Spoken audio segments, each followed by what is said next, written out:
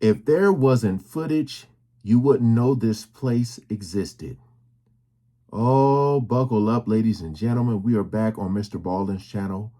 Got this video here, man, which I'll leave in the description for you guys to check out more and even subscribe.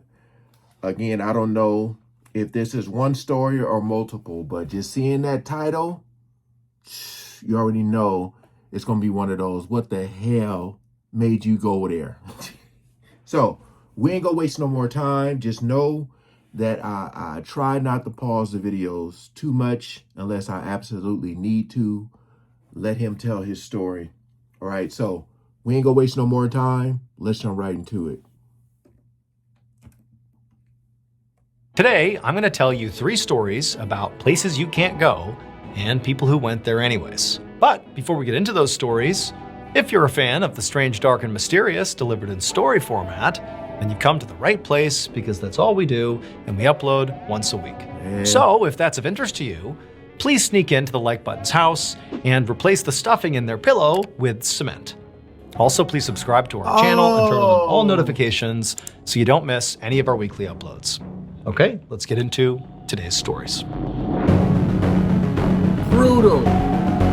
You gonna flop down on that pillow? Damn.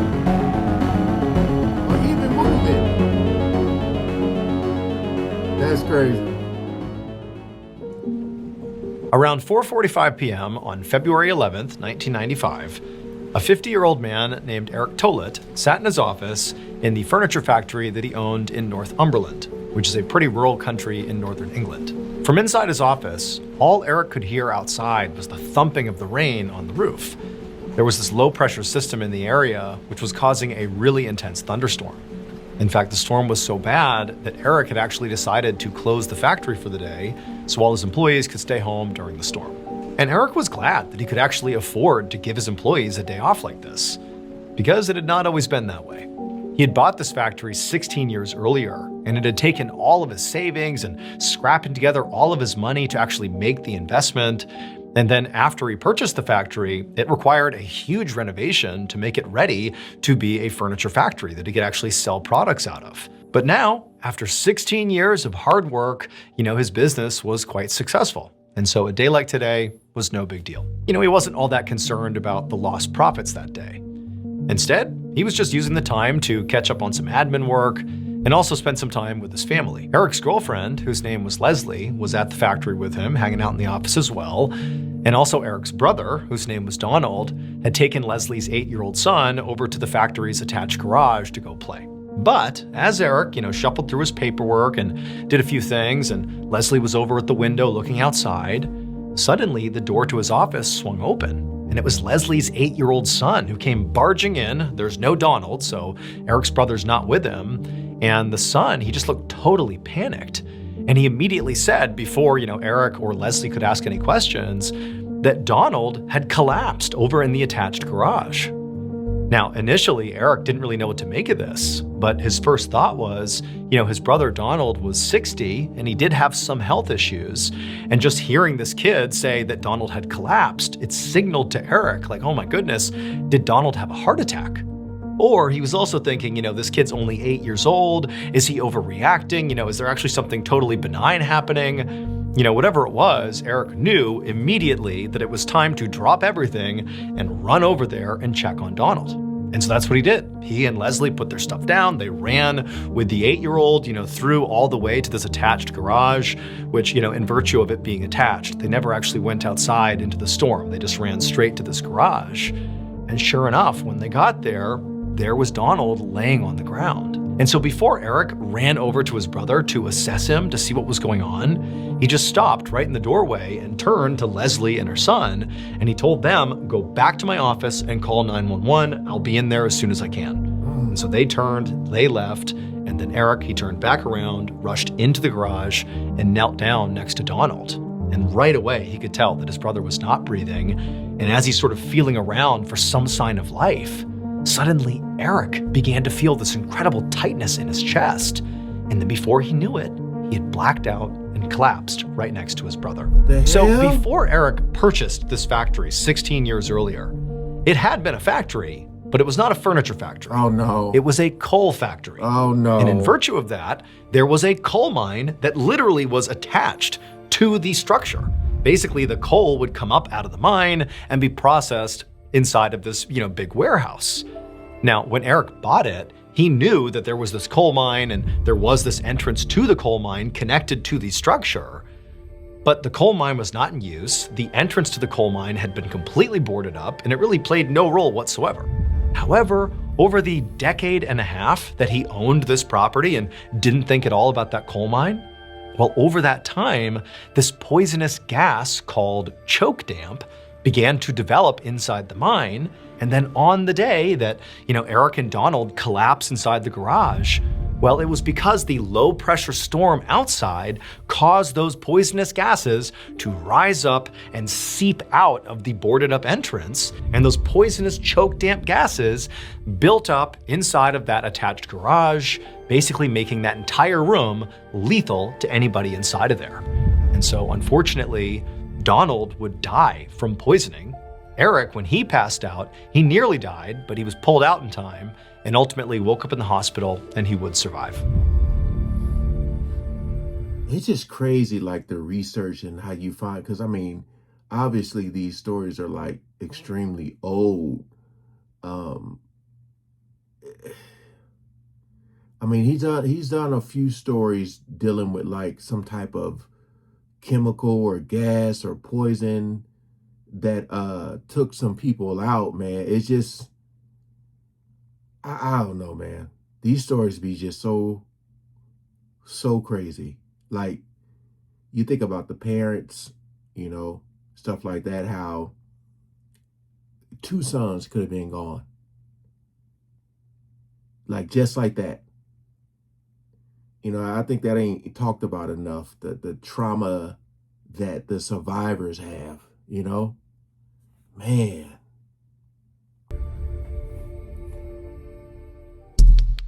The knocking, oh no, gonna tear my ears up.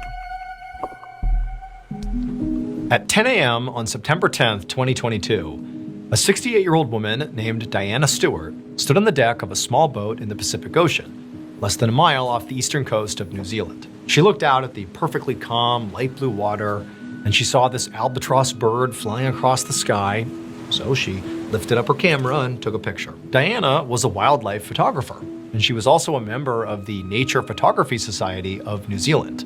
And she, along with 9 other members of this society, had chartered this boat for a special birdwatching and photography trip. And so far, the trip had lived up to the hype. They'd spent 2 hours sailing around the water, photographing all these beautiful and rare birds and other wildlife, and they'd even been lucky enough to see a couple of whales. And so this had been really a fantastic trip. Now, at this point, the group had basically finished up their trip, and they were making their way back towards shore. And so as they were going, Diana was keeping her eye out for any last-minute picture opportunities. And as she was looking around, looking for birds, she noticed something in the water. There was something huge moving sort of near the boat. It actually looked like it was moving towards the boat, sort of at an angle. And at first, she couldn't really tell what it was. But then suddenly it came into focus that it was an enormous whale. This huge whale is going to swim basically right under the boat. And so Diana, she pulled out her camera to take a photo. But then the worst thing possible happened. This whale, sure enough, came towards the boat, but it didn't go under the boat. It rammed the side of the boat. And before Diana could do anything, suddenly the boat was lurching onto its side, and she and the rest of the crew were thrown off the boat into the frigid water. And the second she hit the freezing cold water, her life jacket, which she was wearing, it automatically inflated. It was one of those auto-inflate life jackets. It inflates, and she's sort of disoriented. The water was so shockingly cold. This is a completely unbelievable situation to find yourself in. But, as she surfaced and she tried to get her bearings, she realized it was pitch black everywhere she looked, and it was so loud. She could barely hear anything but the sound of the engine of the boat. And that's when she realized, as she's putting her hands up, that the boat must have capsized and landed on top of her. But there's this little bit of air. She's basically in an air pocket. but she can't hear anything. She just hears the sound of this engine and it's deafening. And so she began calling out for help, and she tried to kind of maneuver out from underneath, this curved underside of the boat that created this pocket, but she couldn't find her way out. And this life jacket she had on was fully inflated. She couldn't, deflate it. And because of her buoyancy, she couldn't swim down below and get out from under this boat. And so she's sort of trapped underneath this boat. It's freezing cold. The water could easily give you hypothermia in less than 30 minutes. It's total chaos. It's loud because of the engine. And so Diana's trying not to panic. And as she's sort of looking around, fumbling in the dark, gasping for air, she realized there were other people also trapped underneath. And so she's grabbing at them and trying to talk to them, and they're all panicked. She has no idea, what their state is. Are they hurt? She doesn't know. And so basically her only option at this point was just to bang on the underside of this boat, just trying to get anybody's attention outside, out from underneath where they were, to know that they were trapped under here. They needed help. And in fact, when she began knocking, there were people outside the boat, basically, who had been thrown off the boat. Everybody had been thrown off the boat. There was 11 people. 6 people were not trapped under the boat. 5, including Diana, were trapped underneath. And so as Diana is pounding the underside of the boat, the skipper of the boat, a guy named Mark, he was one of the 6 who were outside, and he clearly heard the knocking sound. And so he's obviously in a bad situation too, same as everybody else in the water. But he was in a markedly better situation because he's not trapped under this boat. And so he quickly understood that, okay, he needs to gather the 6 people he's with, kind of make sure they're okay, and then figure out how they're going to get these people trapped under the boat out. And so his first instinct was just to bang back on the side of the boat, to let them know, hey, we hear you. But again, you got to picture the scene. They are suddenly in the water because a whale flipped their boat. They have no idea. Trying to see that. Sorry. Just to bang back on the side of the boat, to let them know, hey, we hear you. But again, you got to picture the scene. They are suddenly in the water. Sheesh, man. Because a whale flipped their boat. They have no idea if this boat's gonna sink any second here. The engine is currently running, so it's super loud. The water is freezing cold. They're out in the middle of the ocean. Like, this is a true life or death situation here. But Mark, he does his best to stay calm. He's hitting the boat back to let the folks know down underneath the boat that they're okay. We'll get you out of there. But underneath, Diana and the others, they're starting to panic. It's hard to breathe down there. I mean, there's really not much air. The water's choppy because they're moving around. And so they're gulping down water as they're doing their best to survive down there. But they just keep hitting the boat back, saying, come on, you got to get us out of here. But periodically, they'd still try to force themselves out from underneath. But again, their life jacket just made it impossible. Like, they didn't have a way out unless they ditched their life jacket. But then that's another problem. Like, are you really prepared to ditch your life jacket? You don't know if there's obstacles when you swim out from under. You don't know if you're even strong enough to make the swim. What happens if you get stuck down below? Like, there's all these factors that sort of forced the group under the boat to do nothing and wait and just bang the underside of the boat. And so Mark, out on the outside with his group of 6 people, including himself, they actually climbed on top of the flipped upside down boat. The boat was big enough that he knew their extra weight would not cause it to sink any further or create a worse problem for those under the water. He just knew he had to get those people out of the water to avoid hypothermia. And then once they were all up there, Mark found one of the people he was with, their cell phone, despite being submerged, was still working. And so Mark took the phone, he called authorities and said, you got to send somebody out here right now. We have people trapped in the water. We need your help. Authorities said they would be out there as soon as possible. And sure enough, authorities were able to get out to the boat fairly quickly. And they were able to get Mark and the 5 others that were trapped on top of the capsized vessel to safety. And then divers were sent into the water and they went underneath the boat. And sure enough, the 5 others, Diana included, they were all still there. But unfortunately, all 5 were deceased. However, those 5 didn't die from hypothermia. They didn't die from drowning. When the boat was actually hit by the whale and capsized, it caused some of the gasoline lines to rupture. And so there was this leak in the gasoline lines. And when the boat was upside down, that leak was basically pouring into the air pocket. the dark, freezing cold, loud, awful air pocket they were in was basically filling with toxic gasoline fumes. And ultimately, 17 minutes after capsizing, all 5 died from gasoline poisoning.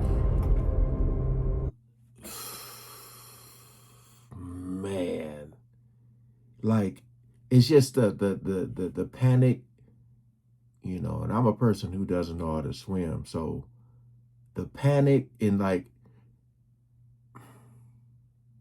I'm just wondering, because I'm pretty sure like you can smell, but I'm just wondering like they didn't think that they would go out like that. You know, they were trying to just probably thinking like, I don't want to drown, this and this, that, but like the poisoning, like, man, people just be out trying to enjoy life and do things, man. And it's like things like this happen. Ah, damn. Leaving town. On Sunday, November 6th, 2022, a 21-year-old man named Yevgeny Titov walked out of his home in a small city called Zhigulovsk, which is in western Russia. Yevgeny got into his car, and then he drove about an hour and a half north to this parking lot where he parked, and then he got out and walked a few blocks to a nearby train station. When he got there, he asked the person behind the counter when the next train was going to St. Petersburg, and they told him there was one leaving soon. He bought a ticket, and then Yevgeny sat and he waited, and then eventually his train rolled through. He climbed on board, took his seat, and for the next 43 hours, because St. Petersburg was 1,000 miles away, 43? Yevgeny just sat there, basically doing nothing for nearly 2 days. He didn't bring anything with him. He had his wallet. That was it. He just sat there, just waiting to get to St. Petersburg. When they got to St. Petersburg, late on the night of Tuesday, November 8th, Yevgeny, calm as can be, stood up, left the train, and then somehow, possibly by another train or by bus or on foot, or maybe somebody gave him a ride, we don't really know, but he traveled about 15 miles south of that train station to Pulkovo Airport in St. Petersburg. But when he got to the airport, he didn't, board a plane like one would do at an airport. Instead, he found his way to this one very specific parking lot that was outside of the airport. Several hours later, in the early morning hours of Wednesday, November 9th, a random person was on their way through that same parking lot on the way to the airport when they started to hear something. It actually sounded like muffled screaming. And at first, they sort of chalked it up to, lots of people making their way to the airport. Maybe it's a kid, maybe it's, someone goofing around. Like, it didn't seem serious. But as they walked towards this open manhole cover, they realized that the screaming they were hearing was actually coming from inside of this hole in the ground. The screams were from Yevgeny, for reasons that we still do not fully understand. Yevgeny, after taking the manhole cover off, climbed down into this manhole, so he goes deep underground, and then when he reached the bottom of the manhole, which was, relatively wide all the way around, you could stand inside of it, there were these different offshoots of pipes that basically traveled underground. And Yevgeny got down and chose one of these pipes that was only a foot in diameter wide. Places you shouldn't go. Like, just the thought process of you wanting to explore without even knowing what the possible outcome could be. Some people are just fearless like that, man. Hell no. It's like this pitch black, never-ending seeming tunnel. And headfirst, he began crawling in this tunnel. And he crawled nearly 40 feet before he finally just couldn't move any further. Keep in mind, every inch he was taking, he's basically wedging himself deeper and deeper into this pipe. It isn't like it was big and then got narrow. No, it's this narrow pipe that he forced himself through until he just could not move any farther. Why? And it was at that point, in the wee hours of Wednesday, November 9th, that Yevgeny began to scream. And that's when the person found him. And authorities would go down inside the manhole, and somehow or another, after many hours and all the specialized equipment, they actually would somewhat unbelievably pull Yevgeny out of the pipe, and he would survive. Yevgeny would have to actually be hospitalized because he sustained very severe skin damage from basically thrusting himself deeper and deeper into this rusty, awful pipe. He also sustained gas poisoning and hypothermia, but again, he did live. Following this ordeal, authorities would launch an investigation into what exactly happened here, because there was no clear reason why Yevgeny would have traveled all this way to go into this pipe. But when they spoke to Yevgeny after he made his recovery, after he was back to normal, he would just say he has absolutely no memory of doing any of it.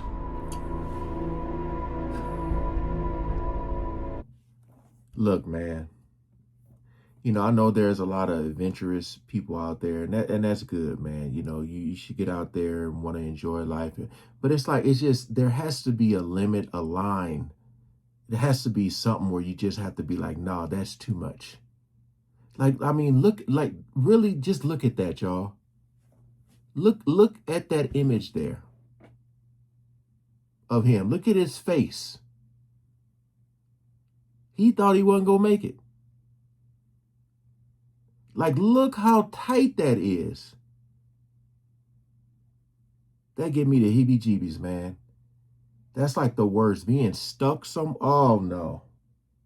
Like when he be talking about those people who be going and exploring those caves, and they have to, no, man.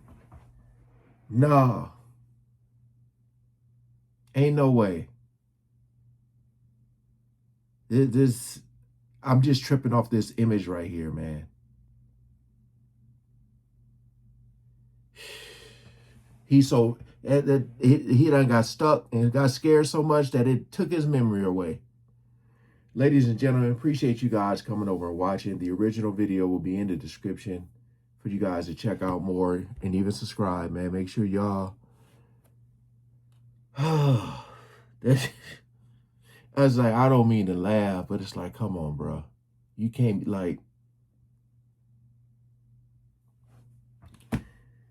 all right.